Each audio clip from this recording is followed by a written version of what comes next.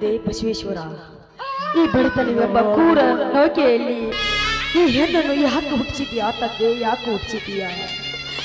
ತುತ್ತು ಕೂಳಿನ ಆಸೆಗಾಗಿ ಗಂಡರ ಶ್ರೀಮಂತರ ಮನೆಗೆ ಕೆಲಸಕ್ಕೆ ಮುಸುರಿ ತೊಳೆಯಲು ಹೋದಾಗ ಕಾಸಿನ ಆಸೆಗಾಗಿ ಕಾಣಿಕೆಯಾಗಿ ಕೊಟ್ಟಿಯಾ ತಂದೆ ಈ ಪಾಪದ ಪಿಂಡವನ್ನು? ಅಳಬೇಡ ಕಂದ, ಅಳಬೇಡ. ಈ ನಿನ್ನ ಅಳಿವಿನ ಕೂಗನ್ನು ಕೇಳಿ ನನ್ನ ಹೆತ್ತ ಕರಳು ಕಿತ್ತು ಬಂದಂತೆ ಆಗುತ್ತದೆ ಅಪ್ಪ, ಕಿತ್ತು ಬಂದಂತೆ ಆಗುತ್ತದೆ.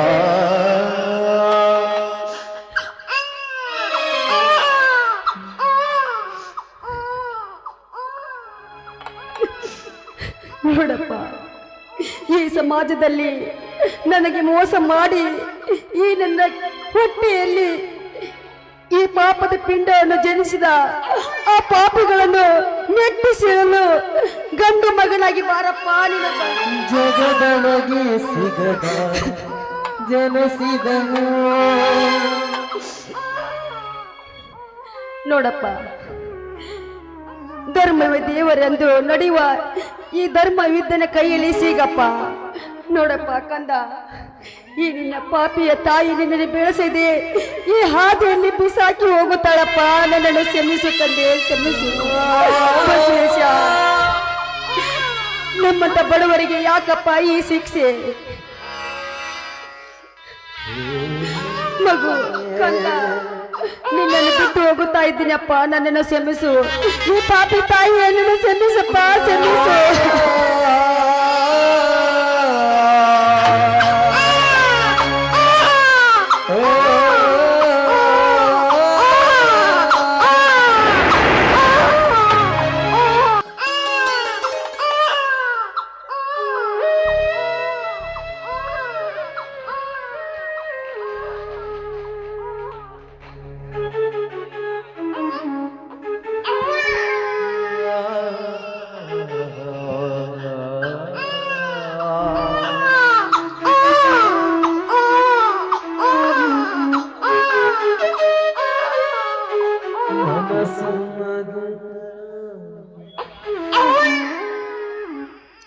ಅಯ್ಯೋ ದೇವರ, ಎಷ್ಟೊಂದು ಹೇಳುತ್ತದೆ ಈ ಕಂದ. ಅಯ್ಯೋ, ಯಾರದು ಈ ಮಗು?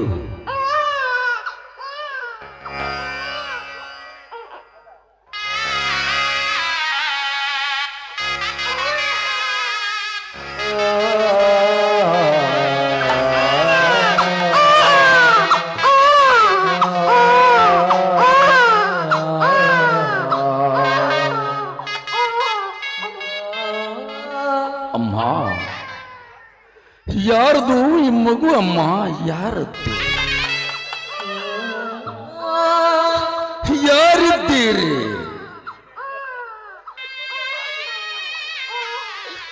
ಅಮ್ಮ, ಯಾರದು ಈ ಮಗು? ಅಯ್ಯೋ ದೇವರೇ, ಎಷ್ಟೊಂದು ಉಳುತ್ತದೆ ಈ ಕಂದ, ಎಷ್ಟೊಂದು ಉಳುತ್ತದೆ.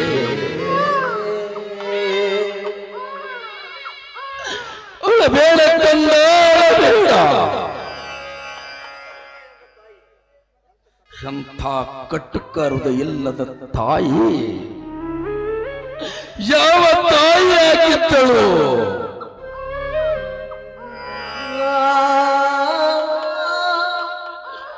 ಈ ಕಂದನನ್ನು ಉರಿಯ ಬಿಸಿಲಲ್ಲಿ ಹಾಲು ಕಲ್ಲಿನ ಸಗೂಸಿದ ಹಾಕಿದ ಕಟುಕ ಕಲ್ಲಿನ ತಾಯಿ ಯಾರು?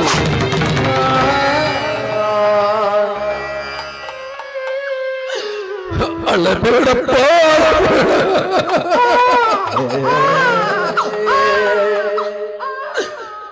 ನಾನು ನಿನ್ನ ಜೋಪಾನವಾಗಿ ಮಾಡುತ್ತೇನೆ ಕಂದ, ಜೋಪಾನವಾಗಿ ಮಾಡುತ್ತೇನೆ. ಹಾಲು ಕಲ್ಲಿನ ಸಗೂಸಿ ಹಾಕಿದ್ದ ಕಟುಕ ಕರಳಿನ ತಾಯಿ ಯಾರು? ಈ ಕಂದನನ್ನು ಈ ಹೆಣ್ಣಿನ ಕುಲಕ್ಕೆ ಧಿಕ್ಕಾರ.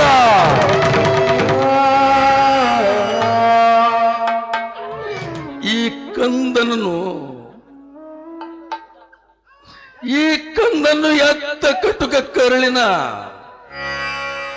ದಾರಿಯಲ್ಲಿ ಬಿಸಾಡಿ ಹಾಕಿ ಹೋಗಿದಕ್ಕೆ ಈ ಸಮಾಜ ಹೆಣ್ಣಿಗೆ ಧಿಕ್ಕಾರ. ಅಮ್ಮ ಭಾರತ ಮಾತೆ ಚಂತ ಮಗುವಿಗೆ ಜನ್ಮ ಕೊಟ್ಟಮ್ಮ ಈ ಸಮಾಜದಲ್ಲಿ.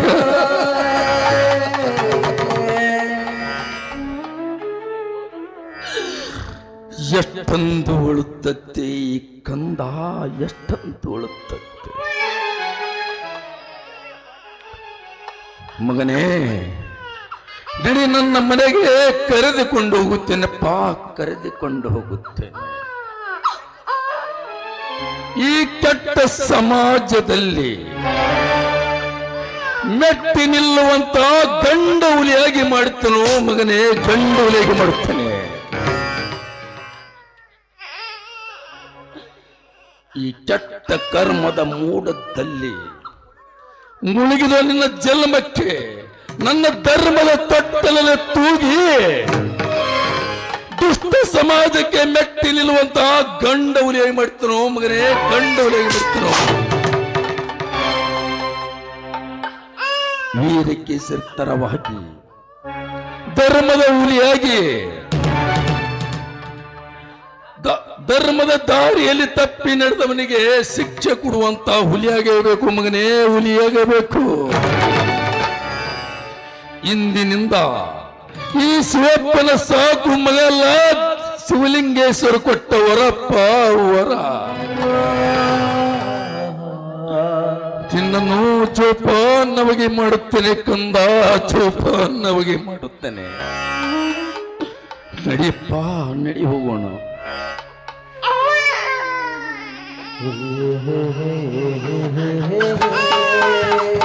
ಮಹೇಶ್ವರ ಹಾಲು ಕುಡಿದರು, ಅಮ್ಮ ನೀವೇ ದೈವ ಎಂಬ ಹಾಲು ಕುಡಿದರು.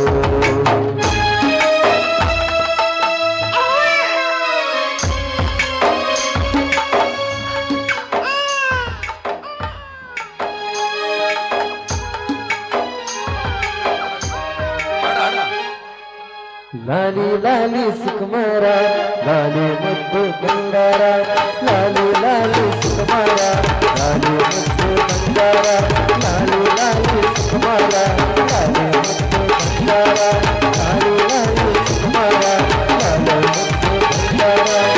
ಬಂದರನಾನೆ ನೀನಲ್ಲ, ಮುದ್ದಿನ ಮಗನ ನೀನಲ್ಲ, ಬಂದರನಾನೆ ಬಂದಲ್ಲ, ನನ್ನ ಮುದ್ದಿನ ಬಂಗಾರ, ಲಾಲಿ ಲಾಲಿ ಸುಕುಮಾರ,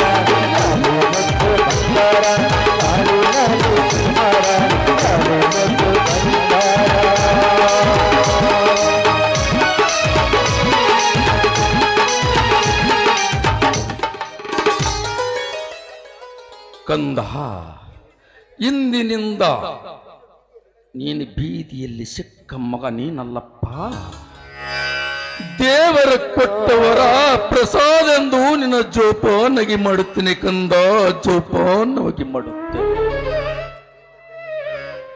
ಇಂಥ ಕೆಟ್ಟ ಮರಗಳ ಬೈಯಲ್ಲಿ ಸಿಕ್ಕು ನಿನ್ನ ಜನ್ಮಕ್ಕೆ ನನ್ನ ಧರ್ಮದ ತೊಟ್ಟಲೆ ತೂಗಿ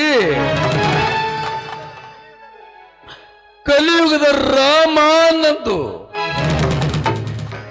ರಮೇಶನಂದು ನಾಮಕರಣ ಮಾಡುತ್ತೇನೆ ಕಂದ, ರಮೇಶನಂದು ನಾಮಕರಣ ಮಾಡುತ್ತೇನೋ.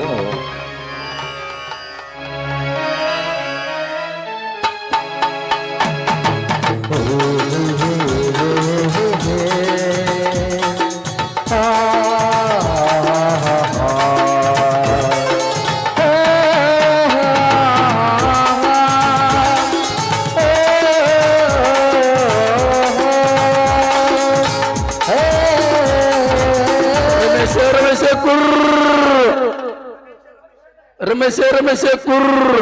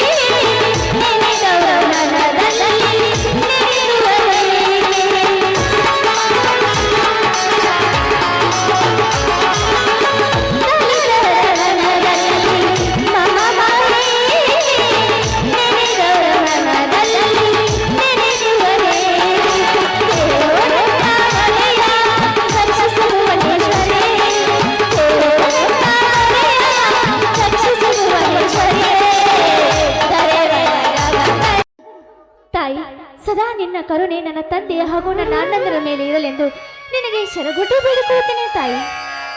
ನಾನು ನಿನ್ನಲ್ಲಿ ಕೇಳಿಕೊಳ್ಳುವುದೇನೆಂದರೆ, ಸದಾ ನಿನ್ನ ಮಡಿಲಿನಲ್ಲಿ ನನ್ನ ತಂದೆ ದುಡಿತಾ ಇದ್ದಾರೆ, ಹಾಗೂ ನನ್ನಣ್ಣ ರಮೇಶ್ ಕೂಡ ನನ್ನ ಚಿಕ್ಕಣ್ಣ ಪದವೀಧರನಾಗಿದ್ದಾನೆ. ಸದಾ ಅವರಿಗೆ ಯಾವುದು ಬಿರುಗಾಳಿ ತಾಗದಂತೆ ನೋಡಿಕೋ ತಾಯಿ, ನೋಡಿಕೋ.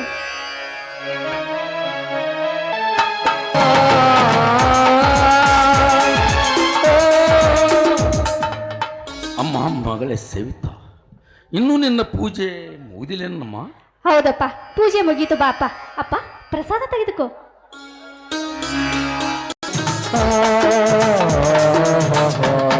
ಅಪ್ಪ, ರಮೇಶಣ್ಣ ಇನ್ನೂ ಏಕೆ ಹೊಲದಿಂದ ಬಂದಿಲ್ಲ? ಹೌದಮ್ಮ ಮಗಳೇ, ಅದ್ಯಾವ ಜನ್ಮದಲ್ಲೂ ಬಂಗಾರದಂತ ಮಗ ಸಿಕ್ಕಿದ್ದಾನಮ್ಮ, ಬಂಗಾರದಂತ ಮಗ ಸಿಕ್ಕಿದ್ದಾನೆ.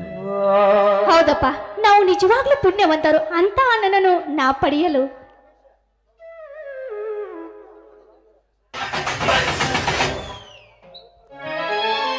ತಂಗಿ ಸವಿತಾ, ಯಾರಿಗಮ್ಮ ಪುಣ್ಯದ ಮಾತು ಆಡುತ್ತಿದ್ದೀರಾ? ಅಣ್ಣ, ಯಾರಿಗ್ಯಾಕೆ ಅಂತ ನೀ ತಿಳಿದುಕೊಳ್ತೀಯ? ನಿನಗೆ ಅಂತ ತಿಳ್ಕೊ, ಮತ್ಯಾರಿಗೆ? ಅಣ್ಣ, ಆ ತಾಯಿಗೆ ನಮಸ್ಕರಿಸಿ ಪ್ರಸಾದ ತೆಗೆದುಕೋ ಅಣ್ಣ.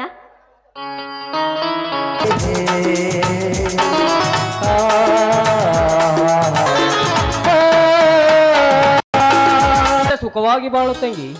ಅಣ್ಣ, 1000 ವರ್ಷ ಜನಿಸಿದರು ನಿನ್ನ ತಂಗಿಯಾಗಿ ಜನಿಸಲೆಂದು ಆ ತಾಯಿ ಹತ್ರ ಬೇಡಿಕೊಂಡೆ ಅಣ್ಣ. ಶಂತ ಪ್ರೀತಿಯಮ್ಮ ನಿನ್ನ ಅಣ್ಣನ ಮೇಲೆ.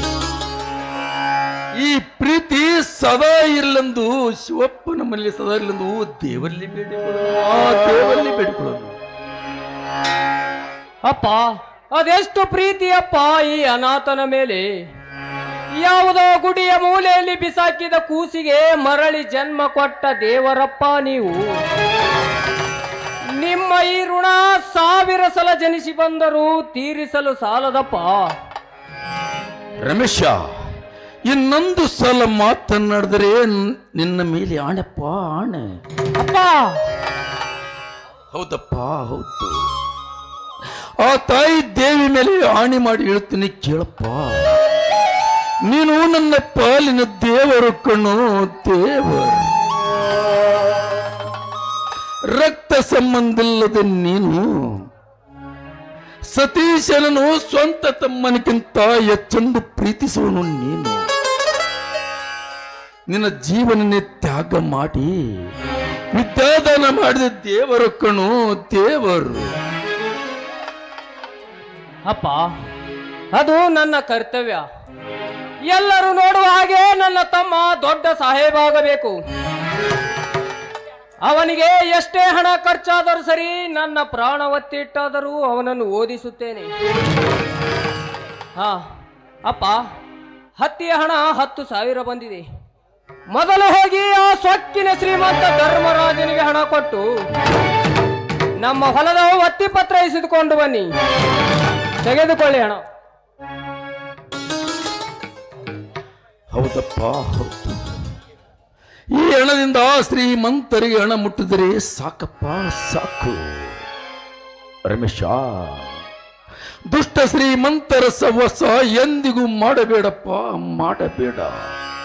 ಯಾಕಂದರೆ ಅಂತವರ ಸಹವಾಸ ಮಾಡಿದರೆ ಬೆಂಕಿ ಪದರಲ್ಲಿ ಇಟ್ಟಿಕೊಂಡಂತಪ್ಪ, ಬೆಂಕಿ.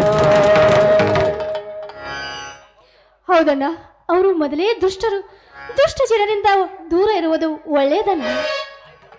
ಆಯ್ತಮ್ಮ, ನಾನು ಬಯಸುವುದು ಅದೇ.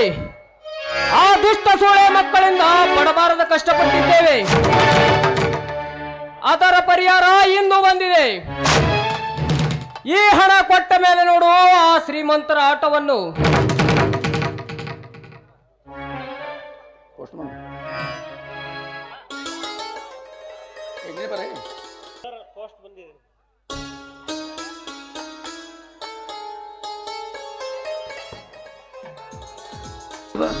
ಮತ್ತೇಳ್ದಪ್ಪ, ಸತೀಶ್ ಅಣ್ಣಂದೇ ಇರಬೇಕು. ಹಣ ಕಳಿಸುವಂತ ಬರ್ದಿರ್ಬೇಕು. ಹಣ ಇಲ್ಲದ್ದು ಅವನಿಗೆ ಗೊತ್ತಬೇಕ ಹಣದ ತೊಂದರೆ. ತಂಗಿ, ಹಾಗನ್ನ ಬಾರದಮ್ಮ. ಅವನು ನನ್ನ ತಮ್ಮ. ಏನು ಬರ್ದಿದ್ದಾನಂತ ನೋಡಮ್ಮ. ಅಪ್ಪ, ನಾ ಹೇಳಿಲ್ವಾ ಹಣನೇ ಕಳ್ಸಂತ ಬರ್ದಿದ್ದಾನಂತೆ? ನೋಡಪ್ಪ, ನೋಡು. ಪೂಜ್ಯ ತಂದೆಯವರಿಗೆ ಸತೀಶ್ ಮಾಡುವ ನಮಸ್ಕಾರಗಳು. ನಾನು ಇಲ್ಲಿ ತುಂಬಾ ಚೆನ್ನಾಗಿದ್ದೀನಿ, ನೀವು ಚೆನ್ನಾಗಿದ್ದೀರಂತ ನಾನು ಬಯಸ್ತೀನಿ. ಪರೀಕ್ಷೆಯಲ್ಲಿ ಫಸ್ಟ್ ಕ್ಲಾಸ್ ಬಂದಿದ್ದೇನೆ. ನೋಡಪ್ಪ, ನನಗೆ ಅರ್ಜೆಂಟ್ ಆಗಿ ಈಗ 10,000 ರೂಪಾಯಿ ಬೇಕಾಗಿದೆ, ಬೇಗ ಕಳಿಸಿಕೊಡಪ್ಪ. ಇಂತಿ ಸತೀಶ್. ಅಪ್ಪ, ಅದೇನೇ ಆಗಲಿ ಮೊದಲು ತಮ್ಮನಿಗೆ ಹಣ ಕಳಿಸೋಣ. ಶ್ರೀಮಂತರಿಗೆ ಕೈ ಮುಗಿದು ಕೇಳಿದರಾಯ್ತು. ಮೊದಲು ತಮ್ಮನಿಗೆ ಹಣ ಕಳಿಸುವುದು ಒಳ್ಳೆಯದು. ನಾನು ಹೋಗಿ ಪೋಸ್ಟ್ಮ್ಯಾನ್ಗೆ ಭೇಟಿಯಾಗಿ ಬರುತ್ತೇನೆ. ನಿಲ್ಲನ, ಮೊದಲೇ ಅವರು ದುಷ್ಟರು. ಹಣ ಇಲ್ಲ ಅಂದರೆ ನಮ್ಮ ಹೊಲವನ್ನು ನುಂಗಲು ಹೀಸುವುದಿಲ್ಲ ಅವರು. ರಮೇಶ, ಶ್ರೀಮಂತರ ಎದುರಿಗೆ ಹಾಕಿಕೊಂಡಂದರೆ ಬೆಂಕಿ ಮೊಡಲಲ್ಲಿ ಇಟ್ಟಿಕೊಂಡಂತೆ. ಮೊದಲು ಶ್ರೀಮಂತರಿಗೆ ಹಣ ಕೊಟ್ಟು ನಡಿಯಪ್ಪ, ನಡೆ. ಬೇಡಪ್ಪ, ಇಲ್ಲಿವರೆಗೆ ಕಲಿತ ವಿದ್ಯೆ ಹಾಳಾಗುತ್ತದೆ. ಅದಕ್ಕೆ ಮೊದಲು ತಮ್ಮನಿಗೆ ಹಣ ಕಳಿಸುವುದು ಒಳ್ಳೆಯದು. ಶಂತ ಹುಚ್ಚ ಪ್ರೀತಿಯಪ್ಪ ನಿನ್ನ ತಮ್ಮನ ಮೇಲೆ. ತಮ್ಮನೆಂದರೆ ನಿನ್ನ ಪ್ರಾಣಕ್ಕಿಂತ ಹೆಚ್ಚೆಂದು ಪ್ರೀತಿಸುವನು ನೀನು. ಅವನೇನು ಮಾಡಿದ್ದನು? ಅವ ಹೇಳ್ದಂಗೆ ನೀನು ಹಣ ಕೊಟ್ಟು ಕಳಿಸ್ರೆ ನಾಳೆ ನಿನ್ನ ಪರಿಸ್ಥಿತಿ ವಿಚಾರ ಮಾಡಪ್ಪ, ವಿಚಾರ ಮಾಡು.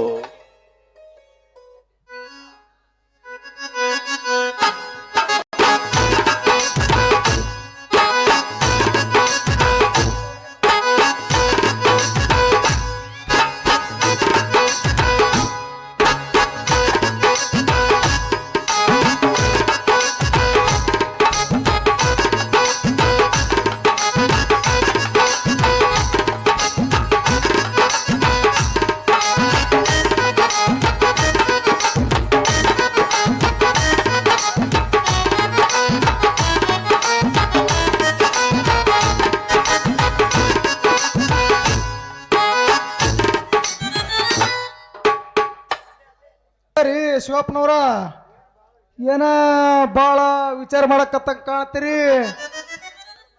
ಏನಾರೇ ಮಗಳದು ಮದುವೆಗಿದು ವಿಚಾರ ಮಾಡ್ರಿ ಏನು? ಮತ್ತ ಶೆಟ್ರೆ, ನಿಮ್ಮ ಶ್ರೀಮಂತರ ಬಗ್ಗೆ ವಿಚಾರ ಮಾಡ್ತಾ ಇದ್ದೇವೆ. ಅಂದ್ರೆ ನೋ ಶಿವಪ್ಪ, ನಮ್ಮ ಸಾವುಕಾರ ಬಗ್ಗೆನೇ ವಿಚಾರ ಮಾಡಕತ್ತೀರಂದ್ರ ನಮಗ ಬರೀ ಟೈಗರ್ ಕೊಡ್ದಂಗ ಆತ್ ನೋಡು ತಮ್ಮ. ಅಲ್ಲೋ ಶಿವಪ್ಪ, ನಮ್ಮ ಸಾವುಕಾರ ಬಲ್ಲಿ ಏನೋ ಒಂದು 10,000 ರೂಪಾಯಿ ತೊಗೊಂಡಿದತ್ತ, ಮತ್ತು ಬಡ್ಡಿ ಗಂಟೆ ಕೂಡ ಒಂದು 17,000 ರೂಪಾಯಿ ಆಗ್ಯದ. ಮತ್ತೇನ ಕೊಡ್ಬೇಕತ್ತು ಮಾಡಿದೆ, ಏನದು ಏನೋ ಅವ್ರ ಹೆಸರಲ್ಲಿ ಹೊಲ ಬರೆದು ಕೊಟ್ಟಿದ್ದಲ್ಲ, ಅದೇನು ಬಿಟ್ಟು ಕೊಡ್ಬೇಕತ್ತು ಮಾಡಿದ್ವಿ ತಮ್ಮ. ಶೆಟ್ರೆ, ನೀವು ಏನು ಶೆಟ್ರೆ, ನಾನು ತಂದಿದ್ದು 10,000 ರೂಪಾಯಿ. ಅದರಂತೆ ಬಡ್ಡಿ ಕೊಡ್ತಾ ಬಂದಿದ್ದೇವೆ. ಈಗ ನೀವು ಹೇಳ್ತಾ ಇರೋದು 17,000 ಅಂದ್ರೆ ಏನ್ರಿ ಶೆಟ್ರೆ? ಶೆಟ್ರೆ, ಹಣದ ಬಡ್ಡಿ ಕೊಟ್ಟು ಇನ್ನೂ ತಿಂಗಳು ಸಹ ಗಚ್ಚಿಲ್ಲ. ಈಗ ಇಷ್ಟೊಂದು ದುಡ್ಡು ಕೇಳಿದರೆ ಕೊಟ್ಟು ಬಿಡುವರಂತ ತಿಳಿದಿದ್ದಾನೆ ಆ ನಿಮ್ಮ ಸಾಹುಕಾರ. ಒಂದು ವೇಳೆ ತಿಳಿದಿದ್ದರೆ ಅದು ಅವನ ಭ್ರಮೆ ಅಂತ ಹೇಳಿ. ರಮೇಶ, ನೀವು ವಾಸ್ಟ್ ಬಿಡಪ್ಪ. ಅಲ್ಲೋ ತಮ್ಮ ರಮೇಶ, ನಮ್ಮ ಶ್ರೀಮಂತರಿಗಂದ್ರೆ ಏನ್ ತಿಳ್ಕೊಂಡಿದೀನಿ? ಏ ತಮ್ಮ, ಶಿವಪುರ ಊರಾಳೋ ಶ್ರೀಮಂತರದಾರ. ಓ ತಮ್ಮ, ಶಿವಪುರ ಆಳೋರು ಶ್ರೀಮಂತರದಾರ ಅವರು. ಅಂದ್ರೆ ನಿಮ್ಮ ಮಾತಿನ ಅರ್ಥ ಬಡವರೆಂದರೆ ಸುಲಿದು ತಿನ್ನುವ ದನ ಎಂದು ತಿಳಿದಿದ್ದಾನೆ ಆ ನಿಮ್ಮ ಸಾಹುಕಾರ. ಏ ತಮ್ಮ ರಮೇಶ, ನೀ ಯಾಕೆ ಸಿಟ್ಟಿಗೆ ಬರ್ತೀವ ತಮ್ಮ? ಯಾಕೆ ಸಿಟ್ಟಿಗೆ ಬರ್ತಿ ಹೇಳು? ನಿನ್ನ ಮನಸ್ಸಿನಾಗ ಕೊಡೋದಿತ್ತು ಕೊಡು, ಇಲ್ಲಪ್ಪ ಅಂದಿಯತ್ ಅನ್ಕೋ. ಅದೇನ ಕಡಿ ನಮ್ಮ ಸೈಪೋಣನ ಅಂಗಡಿ ಕಡೆ ಏನದು ಹೊಲ ಹಿಂದದ ನೋಡು, ಅದೊಂದು 3 ಎಕರೆ ನಮ್ಮ ಸಾಹುಕಾರ ಹೆಸರು ಹಚ್ಬಿಡು ತಮ್ಮ, ಹಚ್ಬಿಡು. ಶೆಟ್ರೆ, 10,000ಕ್ಕೆ 10 ಲಕ್ಷ ರೂಪಾಯಿ ಇರುವ ಬಾಳುವ ಭೂಮಿ ನಾನು ಬಿಟ್ಟು ಬಿಡುವೆ? ಶೆಟ್ರೆ, ನನಗೂ 2 ಮಕ್ಕಳು ಹುಲಿಯಂತವ್ರು ಶೆಟ್ರೆ. ಶೆಟ್ರೆ, ನಿಮ್ಮ ಜೊತೆ ಏನು ಮಾತು? ನಾವೇ ಬಂದು ಭೇಟಿಯಾಗಿ ಬರುತ್ತೇವೆ ಆ ನಿಮ್ಮ ಸಾಹುಕಾರಂಗೆ. ಅಲ್ಲೋ ತಮ್ಮ, ನಾವು ಅಲ್ಲಿದಿಂದ ಬಂದಿದ್ದೆ, ನಮಗೆ ಕೆಮ್ಮತ್ತಿಲ್ಲತ್ ಮಾಡಿದೇನು? ಏ ತಮ್ಮ, ನಮ್ಮ ಸಾಹುಕಾರ ಇವತ್ತ ಒಟ್ಟು 2ರಾಗ 1 ಫೈನಲ್ ಮಾಡ್ಕೊಂಡ ಬಾ ತಂದೆ ಕಳಿಸ್ಯಾನ. ಏನು ತೋರಿಸಿವಪ್ಪ, ಒಟ್ಟು ಫೈನಲ್ ಆಗ್ಬೇಕು ನಮಗ, ಅವಾಗೇನ ಹೋಗವ ನೋಡು. ಶೆಟ್ರೆ, ಮಳೆ ಇಲ್ಲದ ಕಾರಣ ನಿಮ್ಮ ಹಣನು ಮುಟ್ಟಿಸಿಲ್ಲ. ಸಿಟಿ ಒಳಗ ಮಗ ಓದ್ತಾ ಇದ್ದಾನೆ, ಹೀಗಾಗಿ ಅಂದ್ರ ಏನು ತಮ್ಮ, ನಮ್ಮ ಸಾಹುಕಾರ ಸಾಲದಕ್ಕಿಂತ ನಿನ್ನ ಮಗಂದು ಓದ ಹೆಚ್ಚ ತಂದಂಗಾತಲ್ಲಪ್ಪ ಶಿವಪ್ಪ. ಶೆಟ್ರೆ, ನಮ್ಮ ಮನೆ ವಿಷಯ ನಿಮಗೇಕೆ? ನಾವೇ ಬಂದು ಭೇಟಿಯಾಗಿ ಬರುತ್ತೇವೆ ಆ ನಿಮ್ಮ ಸಾಹುಕಾರಂಗೆ. ಕತ್ತಿಗೆ ಲತ್ತಿ ಪೆಟ್ಟು ಎನ್ನೋ ಹಾಗೆ ಪದೇ ಪದೇ ಅದನ್ನೇ ಮಾಡುವ ಇವರಿಗೆ ಬಡವರ ಕಷ್ಟ ಏನು ಗೊತ್ತು? ಯವ್ವ ತಂಗಿ, ನೋಡಕ ಚೋಟುದಿಲ್ಲ, ಎಷ್ಟು ಚಂದ ಮಾತಾಡ್ತೆ ಯವ್ವ. ಯವ್ವ, ನಾವೇನು ನಿಮ್ಮ ಮನೆಗೆ ಭಿಕ್ಷಾಕ್ ಬೇಡಕ್ ಬಂದಿಲ್ಲ ಯವ್ವ, ಭಿಕ್ಷೆ ಬೇಡಕ್ ಬಂದಿಲ್ಲ ಯವ್ವ ತಂಗಿ. ನಿಮ್ಮ ಅಣ್ಣ ನಮ್ಮ ಸಾಹುಕಾರ ರೊಕ್ಕ ತೊಗೊಂಡನ, ವಸೂಲು ಮಾಡಕ್ ಬಂದೇವ ತಂಗಿ, ವಸೂಲು ಮಾಡಕ್ ಬಂದೆವು.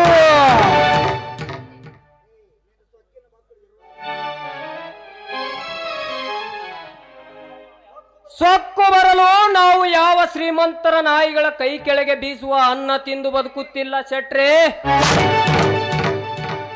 ಶ್ರಮ ಪಟ್ಟು ದುಡಿದು ಭೂಮಿ ತಾಯಿಯ ಮಕ್ಕಳಾಗಿ ಊಟ ಮಾಡುತ್ತಿದ್ದೇವೆ. ಏ ತಮ್ಮ ರಮೇಶ, ನನಗಂದ್ರೆ ಏನ್ ತಿಳಿದಿವೋ, ನೀ ಏನ್ರ ತಿಳಿದು ಹೇಳು. ನಿಮ್ಮ ತಂಗಿ ಬರ್ತಾಳ, ಕತ್ತೆತ್ತಾಳ, ನೀ ಬರ್ತಿ ನಾ ಎತ್ತಿ ಅಂದ್ರ ಏನೋ ತಮ್ಮ, ನಾವೇನೋ ಶ್ರೀಮಂತರ ಮನಿ ನಾ ಎತ್ ತಿಳ್ಕೊಂಡಿದ್ದೇನೋ ಮಗ, ನಮಗೆ ನಾ ಎತ್ ತಿಳ್ಕೊಂಡಿದ್ವಿ.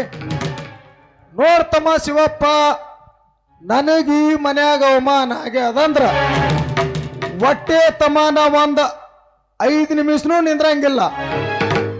ಯಾಕಪ್ಪ ಅಂದ್ರ ಈ ಮಲ್ಲಪ್ಪ ಶೆಟ್ಟಿ ಅಂದ್ರೆ ಏನ್ ತಿಳ್ಕೊಂಡಿದೀನಿ ನಾ, ಮೂರನೇ ಕಣ್ ತೆರೆಯೋದು ಒಂದೇ. ಇದು ಏನು ಮುಂದೆ ನಡೆದ ನಾಟಕ, ಅದ್ರ ಪೌರುಷ ತೋರ್ಸದ್ರು ನಾನೇ, ಓದ್ತಮ್ಮ ನಾನೇ. ಶೆಟ್ರೆ, ಏನೋ ಸಣ್ಣ ಮಕ್ಕಳು ಬಾಯಿ ತಪ್ಪಂತವೆ ಅಷ್ಟೇ ರೀ ಶೆಟ್ರೆ. ಅಲ್ಲೋ ತಮ್ಮ ಶಿವಪ್ಪ, ಇವರೆಲ್ಲ ಲಾಲಿಪಾಪ ತಿನ್ನೋ ಮಕ್ಕಳು ಲವ್ವ ಡವ್ವ ಅಂದ್ಕಿಂತ ಚನ್ನಗಡಿ ಬಸ್ ಸ್ಟ್ಯಾಂಡ್ದಾಗ ಬ್ರಿಡ್ಜ್ ಮ್ಯಾಗ ಕಬನಾಗ ಓಡಾಡಕತ್ತಾರ. ಇವರು ಸಣ್ಣವರು ಶಿವಪ್ಪ, ಇವ್ರು ಸಣ್ಣವರು, ನೀನೇ ಹೇಳೋ ಶಿವಪ್ಪ. ಹೋಗ್ರಿ ಹೋಗಿ, ನಿಮ್ಮಂತ ಗೊಡ್ಡು ಬೆದರಿಕೆ ಹೆದರುವ ಗಂಡು ನಾನಲ್ಲ. ಅದೇನು ಹೇಳ್ತೀಯೋ ಹೇಳು, ನಾನು ನೋಡೇ ಬಿಡ್ತೀನಿ. ಅಲ್ಲೋ ತಮ್ಮ ರಮೇಶ, ನನಗ ಮಲ್ಲಪ್ಪ ಶೆಟ್ಟಿ ಅಂದ್ರೆ ಸಹಜ. ನಿನ್ನ ಅಂದಾಜ್ ಏನ್ರ ತಿಳ್ಕೊಂಡಿದ್ದಿ? ಹಿಂದೆ ಏನು ಶಿವಪುರ್ ಹಾಳು ಮಾಡ್ಯ ನೋಡು. ಅವ್ರ ಕಾಸ ದೊಡ್ಡಪ್ಪನ ಅಣ್ಣನ ಮಗ ಅದೀನಿ, ತಮ್ಮನ ಅವ್ರ ಅಣ್ಣನ ಮಗ ಅದೀನಿ.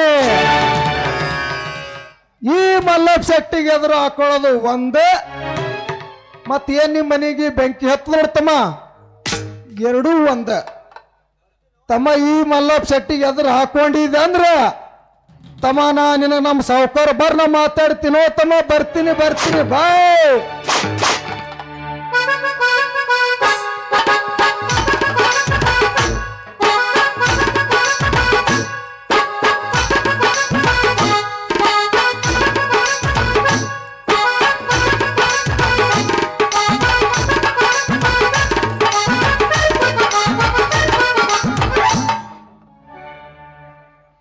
ರಮೇಶ, ಬಹಳ ತಪ್ಪು ಮಾತಾಡಿಬಿಟ್ಟೆಪ್ಪ, ಬಹಳ ತಪ್ಪು ಮಾತಾಡಿಬಿಟ್ಟೆ. ಯಾವಾಗಲೂ ಹಿರಿಯರಿಗೆ ಈ ಟೈಪ್ ಮಾತಾಡಬಾರ್ದಪ್ಪ, ಮಾತಾಡಬಾರದು.